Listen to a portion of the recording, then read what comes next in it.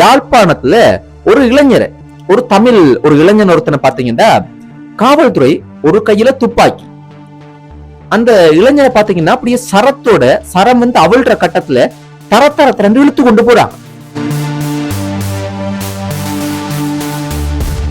பாருங்க எவ்வளவு ஒரு மோசமான ஒரு விஷயம் உண்டு. இப்ப தவறுதலாக அந்த கிணத்துல உள்ளுக்கு அந்த சிறுவன் வந்து விழுந்துட்டானான்னு கேட்டீங்கன்னா அப்படித்தான் நினைக்க தோணும். ஆனா சிசிடிவி ஃபுட்டேஜ்ல யாரோ ஒருத்தன் கூட்டிட்டு போறானே.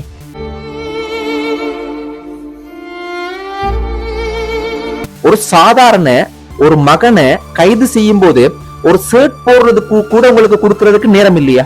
இதுதான் ஒரு காவல்துறை செய்யற வேலையா? அதுல அந்த துப்பாக்கி சூடு சம்பவத்துல நீங்க புகைப்படத்துல பாக்குறீங்க, இவர் வந்து உயிரிழந்துட்டார் அப்படின்ற மாதிரி சொன்னாங்க. அப்புறம் சில நிமிஷத்திலேயே பாத்தீங்கன்னா காவல்துறை சொன்னாங்க, இல்ல உயிரிழக்க இல்ல, இந்த நபர் உயிரோட தான் இருக்கு, துப்பாக்கி சூடு சம்பவம் நடந்தது உண்மை, ஆனா உயிர் போகல, உயிரோட தான் இருக்கிறது. இவருக்கு நிறைய ஸ்டோரி இருக்கு, நிறைய கதைகள்லாம் இருக்கு. ஆனா சுருக்கமா நீங்க யாருன்னு தெரிஞ்சுக்கொள்ளணும்டா, இப்ப தமிழ் மக்கள் மறக்க முடியாத நிறைய வடுக்கள் இருக்கு. இந்த நிறைய ஏதாவது போராட்டங்கள் இல்லாட்டி இந்த முள்ளிவாய்க்கால் சம்பந்தப்பட்ட நினைவு நாள், இது சம்பந்தப்பட்ட ஏதாவது விஷயங்கள் செஞ்சா இவர் என்ன செய்வாருண்டா, இவர் வந்து மகிழ்ந்தடால். அப்ப இவர் என்ன செய்வாருண்டா, அதை தடுக்கிறது, மக்களை வந்து ஒரு பயங்கரமா ஏசுறது. பாருங்க, ஒரு வெறுமையிலோட அப்படி இழுத்து கொண்டு போகலாமா? அது ஒரு மனித உரிமைகள் ஆணைக்குழு அப்படின்றது இலங்கையில் இருக்கணும். அப்ப அவங்களுக்கு எல்லாம் கண் இல்லையா? இதை பார்க்கும்போது கேள்வி கேட்கறது இல்லையா? நாங்க தான் எல்லாத்தையும் கதைக்கணுமா? நாங்க தான் கேட்கணுமா? போலீஸ் ஸ்டேஷன், போலீஸ்டா காவல், போலீஸ் ஸ்டேஷன் காவல் நிலையம், மக்களுக்கு ஒரு காவலுக்கு பாதுகாப்புக்காக தான் நீங்க இருக்கிறீங்க. அது ஒரு பாரிய பொறுப்பு. அந்த பொறுப்பு எல்லாருக்குமே கிடைக்காது. அதனால தயவு செய்து உங்களோட கடமையை நீங்க வந்து ஒரு காவல்துறையில ஒரு அதிகாரியா பொறுப்பேற்கும் போது ஒரு சத்திய பிரமாணம் பண்ணுவீங்க. அந்த சத்திய பிரமாணத்தை நீங்க ஞாபகப்படுத்தி பாருங்க. சொந்தங்களுக்கு வணக்கம். ஒன்றும் யோசிக்காதீங்க, எல்லாம் வெல்லலாம். இன்றைக்கு ஒரு முக்கியமான ஒரு கவலையான 3 விஷயத்தை தான் நம்ம கதைக்க போறோம். நேத்து நம்ம பார்த்தனாங்க, உங்க எல்லாருக்குமே தெரியும், இந்த பள்ளிக்கூடம் போற இந்த 10ஆம் ஆண்டு 11ஆம் ஆண்டு 12ஆம் ஆண்டு படிக்கக்கூடிய பொடியன்மார்கள் தங்கச்சிமாரெல்லாம் வந்து பாத்தீங்கன்னா தற்கொலை பண்றாங்க. முக்கியமா தேடி என்னதான் இது பிரச்சனை பார்த்தோம்னா வந்து காதல் பிரச்சனையா தான் அதிகமாக இருக்கு. அப்ப அதை பெற்றோர்கள் வந்து கவனமாக இருங்கன்னு சொன்னா. ஆனா இன்றைக்கு அதை விட மோசமான விஷயங்களை பார்க்கும்போது தலையே சுத்துது. இதெல்லாம் பார்க்கும்போது இலங்கை நாட்டுல ஒவ்வொரு நாளும் ஒவ்வொரு சம்பவங்கள் நடக்குது. இதெல்லாம் பார்க்கும்போது உண்மையாகவே தலையை சுத்துதுடாப்பா. சரி, என்னண்டா, இப்ப இலங்கை நாட்டுல சம்மாந்துறை, அதாவது அம்பாறை மாவட்டத்துல சம்மாந்துறை அப்படின்ற ஒரு இடம் ஒன்று இருக்கு. அங்க ஒரு 3 வயசு இருக்கக்கூடிய அந்த புகைப்படத்துல பாக்குறீங்க, இந்த சிறுவனை பாத்தீங்கன்னா காணையில். அப்ப அப்பா அம்மா அவங்களோட குடும்பம் எல்லாம் தேடுறாங்க. தேடி ஏறாம போலீஸ்ல வந்து சொல்றாங்க, இப்படி எங்கட பிள்ளைய காணையில் அப்படின்ற மாதிரி சொல்ல காவல்துறை அப்புறம் அவங்களோட குடும்பம் சொந்தங்கள் எல்லாம் தேடி அவங்களோட வீட்டுக்கு பக்கத்துல இருக்கிற ஒரு சிசிடிவி ஒன்றை வந்து பாத்தீங்கன்னா ஃபுட்டேஜ் எடுக்கிறாங்க. எடுத்து அதை செக் பண்ணும்போது யாருன்னே தெரியாத ஒருத்தர், மர்ம நபர் ஒருத்தன் பாத்தீங்கன்னா அவங்களோட குழந்தைய அப்படியே கூட்டி கொண்டு போறது பதிவாகி இருக்கு. அப்ப திட்ட தெளிவா போலீஸுக்கு காவல்துறைக்கு குடும்பத்துக்கு எல்லாம் தெரிஞ்சிருச்சு, யாரோ ஒருத்தவங்க குழந்தைய கடத்திட்டாங்க, இல்லாட்டி ஏதோ ஒன்று செய்யறதுக்கோ எதுக்கோ யாரோ ஒருத்தவங்க கூட்டிட்டு போயிட்டாங்கன்னு தெரிஞ்சிருச்சு. ஆனாலும் அதுக்கு பிற்பாடு சும்மா தேடி இருக்காங்க. தேடும் போது அவங்களோட வீட்டுக்கு பக்கத்துல இருக்கிற ஒரு வெற்று காணி உண்டு. அதுல பாத்தீங்கன்னா ஒரு கிணறு, அந்த ஆழ்துளாய் கிணறுன்னு சொல்லுவாங்க. அதே மாதிரி ஒரு சின்ன கிணறு உண்டு. பாத்தீங்கன்னா கிணறு ஒன்று இருக்கு. அந்த கிணத்துள்ளுக்கு சந்தேகத்துல பார்த்திருக்கிறாங்க, அந்த குழந்தை வந்து அது உள்ளுக்கு செத்து கிடக்கு. பாருங்க எவ்வளவு ஒரு மோசமான ஒரு விஷயம் உண்டு. இப்ப தவறுதலாக அந்த கிணத்துல உள்ளுக்கு அந்த சிறுவன் வந்து விழுந்துட்டானான்னு கேட்டீங்கன்னா அப்படித்தான் நினைக்க தோணும். ஆனா சிசிடிவி ஃபுட்டேஜ்ல யாரோ ஒருத்தன் கூட்டிட்டு போறானே. அப்போ ஒரு சந்தேகம் ஒன்று வருது. சில நேரத்துக்கு அந்த மர்ம நபர் கொலை செஞ்சு அந்த கிணத்துள்ளுக்கும் போட்டிருக்கலாம், இல்லைண்டா தவறுதலாவும் விழுந்திருக்கலாம். என்ன நடந்திருக்கு அப்படின்னு தெரியாது. ஆனா என்ன நம்ம இதுல நாங்க படிச்சு கொள்ளணும் அப்படின்னா, பிள்ளைகளை கவனமாக பார்த்துக் கொள்ளணும். இப்ப பிள்ளைகள் எங்கட வீட்டுல தானே இருக்கிறாங்க, முன்னுக்கு போறாங்க, என்ன நடக்க போகுது, அது போல யோசிக்க கூடாது. சில நேரத்துக்கு தவறுதலாக விபத்துக்கள் ஏற்படலாம், இல்லாட்டி யாருன்னே தெரியாதவங்க கண் எடுக்கிறதுக்கு, கிட்னி எடுக்கிறதுக்கு என்னென்ன மேல நடக்குது. ஒவ்வொரு நாளும் நடக்கிற செய்திகளை பார்க்கும்போது பயமா இருக்குன்னு.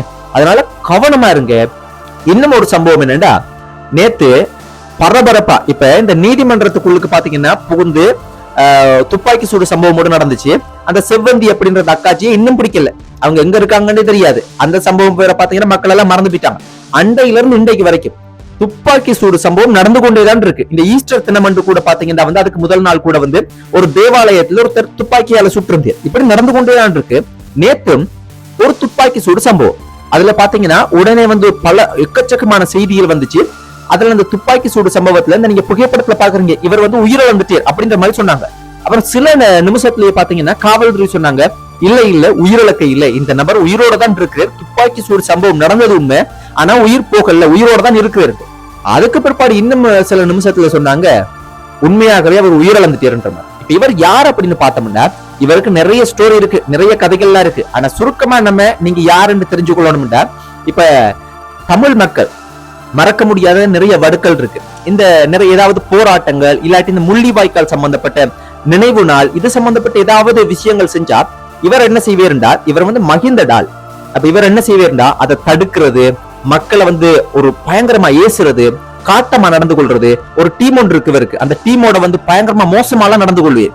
ஒரு உதாரணத்துக்கு எப்படி எடுத்துக்கொள்ளலாம், அப்ப இதுக்கு மேல நம்ம விளங்கப்படுத்த தேவையில்லை. அப்ப கொஞ்சம் மோசமான ஆள் ஒருத்தர் தான் இவரை பாத்தீங்கன்னா, நேத்து இவர் வந்து ஒரு பார்ட்டி மாதிரிக்கு ஒரு சாப்பாட்டு விருந்து பிரச்சாரத்துல கலந்து கொள்ளும் போது ஒரு பார்ட்டி மாதிரி அந்த இடத்துல ஆளை வந்து போட்டு தள்ளிட்டாங்க. உடனே உயிர் போக இல்லை, ஆனாலும் இறந்து போயிட்டு.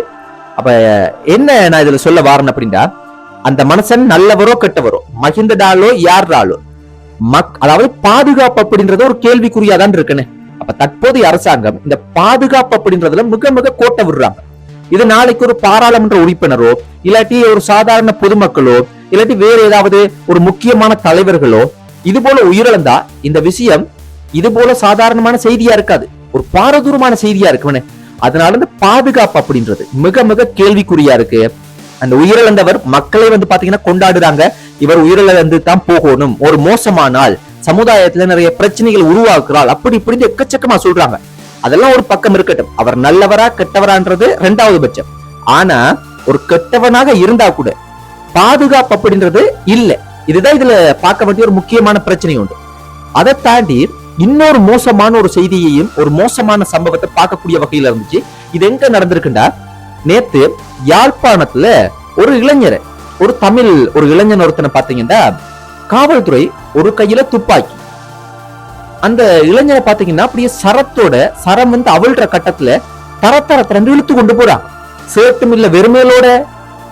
அதை பார்க்கும்போது நிறைய இந்த சமூக ஊடகத்துல வந்து Facebookல எல்லாம் நிறைய பேர் வந்து நிறைய விஷயத்தை கதைச்சாங்கன்னா, மஹிந்த ராஜபக்ச அவங்களோட மகன் யோசித ராஜபக்ச அவங்களை வந்து ஒரு லஞ்ச ஊழல் குற்றச்சாட்டுல பாத்தீங்கன்னா சில பிரச்சனைகள்ல சில நாட்களுக்கு முதல் கைது செய்திருந்தாங்க. ஆனா அதுல அவர் சிரிச்சு கொண்டே போறே, தடுப்பு காவல்ல வச்சிருக்கிறாங்க, அது உள்ளுக்கே போட்டோ எடுத்து சமூக ஊடகத்துல போடுறாங்க, அவர் சிரிச்சு கொண்டு இப்படி செல்ஃபி கொடுக்குற மாதிரி இப்படி இந்த மாதிரி எல்லாம் கொடுத்திருக்கு.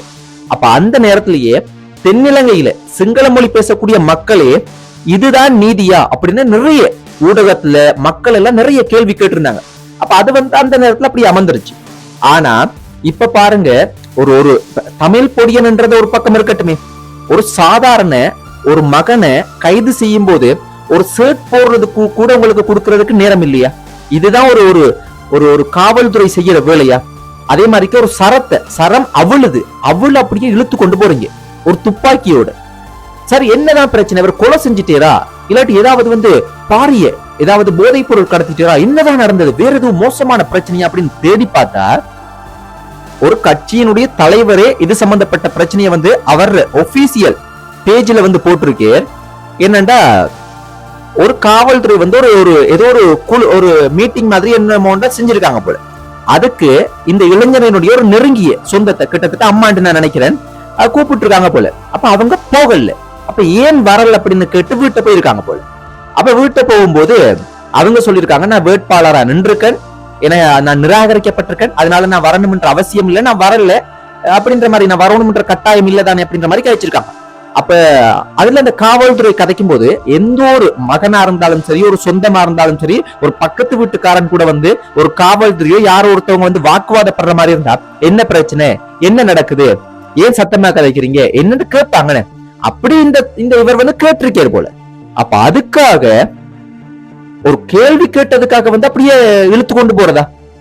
அப்ப இதுல இருந்து என்ன புரிஞ்சுக்கொள்ளணும்டா, இதுல ஒரு காவல்துறை ஒரு தவறு செய்யறதுனால எல்லாரையுமே நாம தவறு சொல்ல முடியாது. இப்ப நேத்து ஒரு நிறைய எங்கட தமிழ் பொடியன்மார்கள் வந்து Facebookல நிறைய பேர் வந்து ஒரு விஷயத்தை வந்து பகிர்ந்து கொண்டு இருந்தாங்க, ஷேர் பண்ணாங்க. என்னன்னு பார்த்தா, வவுனியால ஒரு பஸ் ஸ்டேஷன்ல பாத்தீங்கன்னா ஒரு பஸ் தரிப்பிடத்துல வந்து ஒரு போலீஸ் ஒருத்தர், காவலுக்கு இருக்கிற போலீஸ் வந்து பயங்கரமா தூக்கத்துல இருக்கு. அதை ஒரு வீடியோ எடுத்து போட்டிருக்காங்க. அப்ப அதை எல்லாரும் ஃபார்வர்ட் பண்றாங்க. அப்ப நான் என்ன சொன்னேன்டா, அது ஒரு சிங்கள மொழி பேசக்கூடிய காவல்துறையாக இருந்தா கூட அவரும் மனுஷர் தான், அவருக்கும் டயர்டா இருக்கும், அவருக்கும் ஒரு தூக்கம் வரும், அவரும் மனுஷர் தானே, இதெல்லாம் ஒரு பிரச்சனை இல்லை, இதையெல்லாம் நீங்க இப்படி செய்யக்கூடாது. ஒரு லஞ்சம் எடுத்தாலோ இல்லாட்டி ஏதோ ஒரு பாரிய குற்றம் செய்திருந்தா அதை எடுத்து போடுறது பரவாயில்லை, அவர் டயர்டாகி தூங்குறாரு, அவரும் மனுஷன்டாப்பா, இதெல்லாம் ஒரு மோசமான செயல் நாங்க ஆதரவா தான் கதைக்கிறோம். அப்ப நான் சொல்ல வர்ற விஷயம் என்னன்னா, அதே போல நீங்களும் என்ன செய்யணும், ஒரு ஒரு ஒரு ஒரு இதுல தமிழ் சிங்களம் அப்படின்றது பிரச்சனை இல்லை, ஒரு குடிமகன், ஒரு சாதாரணமான அடிமட்டத்துல இருக்கக்கூடிய ஒரு மக்களை நீங்க எப்படி ட்ரீட் பண்றீங்க அப்படின்றதான் நீங்க புரிஞ்சுக்கணும். அது தவறு. அதனால அரசாங்கமும் இதுல கவனம் எடுக்கணும். என்னடா, இது போல சின்ன சின்ன தவறுகள் தான் ஒரு பாரிய பிரச்சனைக்கு கொண்டு போறது, பெரிய பிரச்சனையை போய் நிற்கும். இப்ப இது ஒரு பாரிய போராட்டமா மக்கள் எல்லாம் எழுச்சி கொண்டு மக்கள் எல்லாம் திரண்டு போராட்டம் நடத்தி பாரிய ஒரு பிரச்சனையா வந்தா உண்மையான காவல்துறையால பதில் சொல்ல முடியுமா? அந்த காவல்துறைக்கு வேலையும் இல்லாம போய் எங்கேயோ போய் நிக்குமே. அதனால தயவு செய்து அது அரசியல்வாதியா இருந்தாலும் சரி, சாதாரண ஒரு மக்களா இருந்தாலும் சரி, யாராக இருந்தாலும் சரி, காசு இருக்கிறவனோ காசு இல்லாதவனோ, காவல்துறை என்றா காவல்துறை அப்படின்ற அடிப்படையில வந்து அந்த விஷயத்தை செய்யணும். அதை தாண்டி அநீதியாக நடந்து கொள்ளக்கூடாது. அது பாரிய தவறு, அது ஒரு பாரிய ஒரு அநீதியா நடந்து கொள்றது. அப்ப அதனால அதை திருத்திக் கொள்ளுங்க தயவு செய்து. இது சம்பந்தப்பட்ட ஒரு முக்கியமான மேலதிகாரிகள் இதை கவனத்தில் எடுத்து இது போல நடந்து கொள்றவங்களை வந்து கட்டாயம் திருத்தணும்.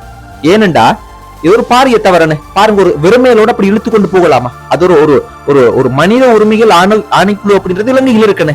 அப்ப அவங்களுக்கு எல்லாம் கண்ணு இல்லையா? இதை பார்க்கும்போது கேள்வி கேட்கறது இல்லையா? நாங்க தான் எல்லாத்தையும் கதைக்கணுமா? நாங்க தான் கேட்கணுமா? பாரிய தவறு.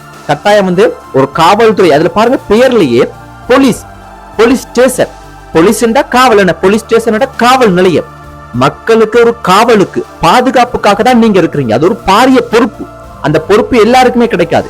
அதனால தயவு செய்து உங்களோட கடமையை நீங்க வந்து ஒரு காவல்துறையில ஒரு பொறுப்பு, ஒரு அதிகாரியா பொறுப்பேற்கும் போது ஒரு சத்திய பிரமாணம் பண்ணுவீங்க. அந்த சத்திய பிரமாணத்தை நீங்க ஞாபகப்படுத்தி பாருங்க. நீங்க செய்யறது தவறா சரியா அதை நீங்க ஞாபகப்படுத்தினாலே போதும். நாங்க யாருமே ஒன்றும் சொல்ல தேவையில்லை. அதனால பாரபட்சம் இல்லாம நீதியாகவும் உண்மையாகவும் நேர்மையாகவும் நடந்து கொள்ளுங்க. இலங்கை நாட்டுல நடக்கிற ஒவ்வொரு நாளும் நடக்கிற பிரச்சனைகளை பார்க்கும்போது உண்மையாகவே இது இலங்கை நாடா இல்லாட்டி வடகொரியாவா, இது போலதான் யோசிக்க தோணுது. உண்மையாகவே இலங்கை தேசம் அப்படின்றது ஒரு அழகிய தேசம், ஒவ்வொரு வித்தியாசமான கலாச்சாரம் கொண்ட மக்கள் வாழ்றோம். அப்ப அதனால தயவு செய்து சில விஷயங்களை யோசிச்சு செய்யுங்க. மக்கள் மத்தியில சந்தோஷமும் அமைதியும் ஒரு நாட்டை கட்டியெழுப்பக்கூடிய வகையில வந்து நடந்து கொண்டாதான் எல்லாருமே சந்தோஷமா வாழலாம். ஒவ்வொருத்தவங்களும் எழுந்த மானத்துல உங்களுக்கு விருப்பமான முறையில நடந்து கொள்ள முடியாது. காவல்துறை காவல்துறை தன்னுடைய கடமையை செய்யணும். கடமையை மீறி செய்ய முடியாது. அதுக்கு அனுமதி மக்கள் வந்து அனுமதிக்க மாட்டாங்க. நன்றி மக்களே. நீங்க என்ன நினைக்கிறீங்க? இது போல சம்பவங்களை பார்க்கும்போது உண்மையாகவே சில நேரத்துல கோபம் வருது. நாங்களும் சில விஷயங்களை எழுந்த மானத்துல கதைக்க முடியாது. ஆனாலும் துன்பமான கவலையான விஷயங்கள் தான் எந்த நாளும் வருது. நீங்க உங்களோட கருத்துக்களை சொல்லுங்க. இன்னும் ஒரு காணொலியில சந்திப்போம். நன்றி.